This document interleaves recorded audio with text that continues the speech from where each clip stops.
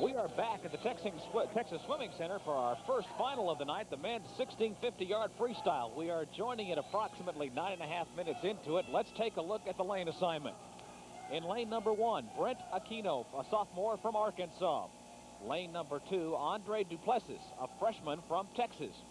Lane number 3, and 3, 4, and 5 are the ones to watch right now. Lane number 3, Danny Goodwin from SMU, a sophomore. Brian Cisna in lane number 4, a sophomore from Texas, has already qualified for the NCAA in this event, as has Jeff Olson, a freshman from Texas, in lane number 5. Patrick Brundage, a sophomore from Texas, in lane 6. He's trying to qualify, as is Rance Boren, a junior from Texas A&M, and Scott Tobin, a junior from TCU, in lane 8. Here are the team totals going into tonight's action after 12 events. Tracy Johnston, as we said earlier, Texas a pretty commanding lead here.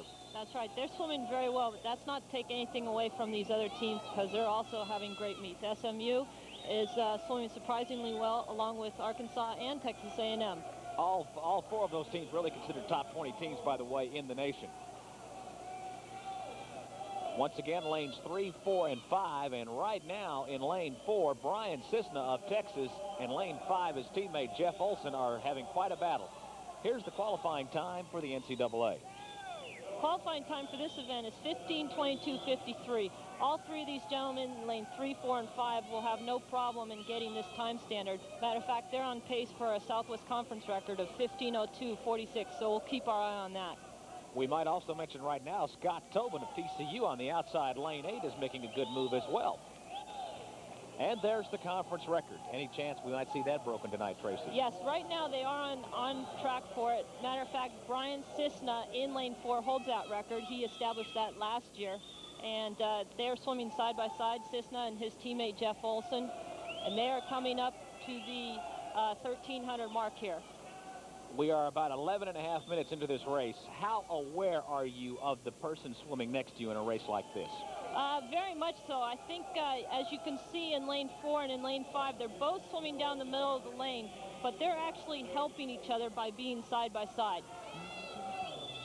Well, we are 11 minutes, almost 12 minutes into this very long race. Before the race, we talked with Texas coach Eddie Reese about how do you get a swimmer prepared for this kind of race, which in reality is very much like a long-distance run in track. Coach Reese talked about several factors. We establish a pace where they want to be at certain points in the race.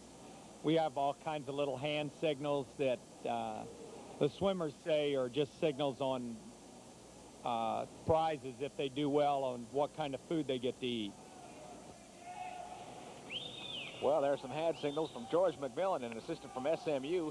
They, of course, have Danny Goodwin in lane 3, but right now, Brian Cisna in lane 4 from Texas and Jeff Olson from lane 5 from Texas, putting on quite a show. I mentioned Scott Tobin from TCU in the lane 8, but he is a couple of laps back.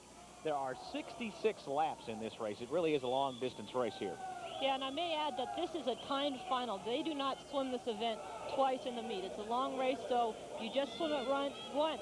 We did have a heat in the morning swim, and the top qualifier from the morning was Anthony Mondella from Texas A&M with a time of 15:47. So we'll keep our eye on that time because not necessarily these gentlemen will win the event. Yes, now Brian Cisna's right there, as we said, but he should. They're on pace really to beat that. We might mention what the point totals are here for first, second, third, and so forth. Well, first place is awarded 20 points. Then you go down to second place is awarded 16, third place 14, and then so on down the line. They score the events 1 through 8 and 9 through 16, so the top 16 finishers do score points in this meet. They are about at the 1,500 mark. Brian Cisna and Jeff Olson putting on quite a race right now. Cisna lane 4, Olson lane 5. Jeff Olson, a freshman, earlier when he was in high school committed to SMU, he's from Austin, changed his mind and came to the University of Texas, and is Eddie Reese very glad, and looks like Olson might have gone a little bit ahead right here. Yeah, it's going to be a very, very close race. Both these boys are very, very strong in this event, and I think coming down as we see them flip, the next time we'll see them both really start to make a move. A kick, as it were, as you might see in a long-distance race. Right. It's very important. These guys are keeping an eye on each other, not to lose contact. eye contact with each other. With 100 yards left, their time of 14:17.39.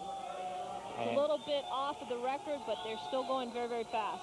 And Jeff Olson was 14:17.25. A long race like this and just a couple of hundredths of a second's the difference. Right. So we can see these guys are neck and neck, absolutely even. Coming down to the last 50, we'll see them split. There's the gun lap. And it's quite a race. Here we go. Down and back one final time. Olson and Cisna of Texas. And they are literally head-to-head here. Let's watch this final. This is going to be very interesting. Brian is very, very versatile swimmer. He can swim the 50 all the way up to the 1650. And as you can see, he's turning on the kick, both those gentlemen. He made a great turn as well. I think he won on the turn. A nice time of 15:09.11. Very, very good swim with both those guys. So Texas gets first and second, both easily qualifying for the NCAA. As a matter of fact, Danny Goodwin of SMU also qualifies with a time of 15 minutes, 17 and 47 seconds. And we have Andre Duplessis of Texas. He finishes fourth. Let's take a look at this final here. There's Cisna. Look at their kick after 1,600 yards. You can see how they really pick up the pace in their arms, and Cisna just reaches out and touches out his teammate Jeff Olson. That is really something. So we have 3 qualifiers for the NCAA out of this. Importantly for Texas and Eddie Reese, of course, they finished first and second. That's worth 36 points right there. Right. Like I said, they're very, very excellent swims. And Brian Cisna placed 8th in this event last year at the NCAAs at the NCAAs.